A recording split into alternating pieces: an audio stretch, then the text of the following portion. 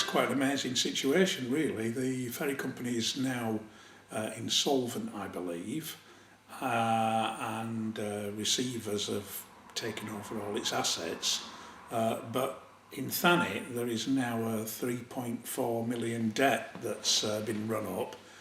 Essentially, what's happened, the council agreed with Trans-Europa 3 years ago that it wouldn't collect money for port fees, for office space, until the company was financially stable enough to start paying back to the council the arrears it was building up.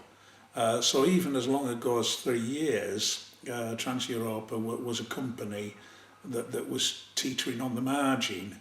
And I also understand that Ostend came to a similar arrangement as well. So Ramsgate and Ostend, in effect, were for 3 years have been subsidising Trans-Europa ferries by not charging any fees, any rentals, in order to keep the company afloat. And in that time, in Ramsgate, the money that's owed has gone up to 3.4 million. So it's quite an astonishing situation to be in.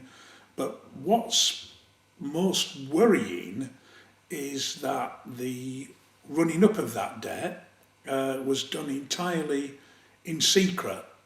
It was kept secret.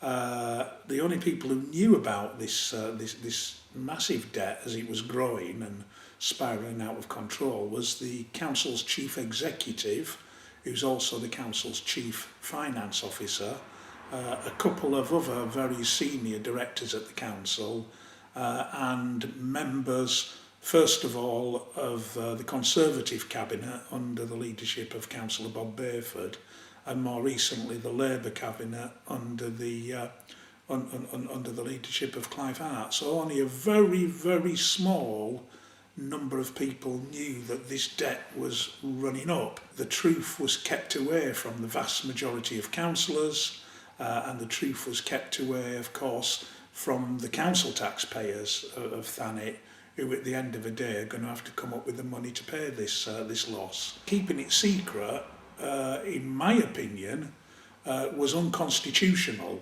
and improper. Council officers and councillors are expected to adhere to the rules in order that business can be conducted ethically and properly.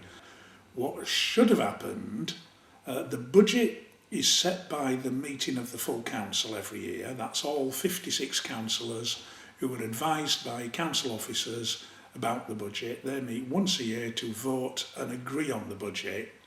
Now, the cabinet, that's a small group of leading councillors who make most of the important council decisions. They are tasked with the job of implementing the budget. The council sets a budget, they go away and make it happen.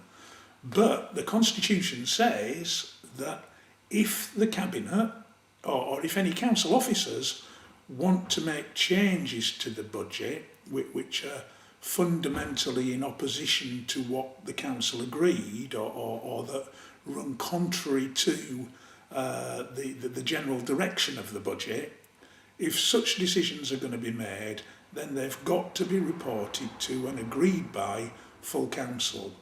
And my understanding is that in the 3 years that this situation has been going on with Trans-Europa, it has never, the debt has never ever been reported to council. In my opinion, running up a debt at the rate of about £100,000 a month, which is what it was, without the agreement of council, is against the Constitution, because that is a debt that wasn't included in the budget that council has agreed on, that is running contrary to the budget, and that is not within keeping with the budget framework, because nobody gave the cabinet authority to go and do that. So it should have come to the council. It never did. It was covered up, and in my opinion, the chief officers of the council, the cabinets under Bob Bayford and under Clive Hart, have lied to council, have misled council about this debt, and worst of all, they've misled and kept the truth about the debt from the taxpayers of Thanet. That is just not acceptable. So what they're going to do to get that money back? Well, they're going to beg, borrow and steal from other budgets and underspends, which is totally improper. And at the end of the day, when they've begged and borrowed and stolen from reserves in order to make good the mismanagement that's gone on, the reserves will have to be topped up again. And who's going to pay for the reserves to be topped up again? It's going to be you, through your council tax.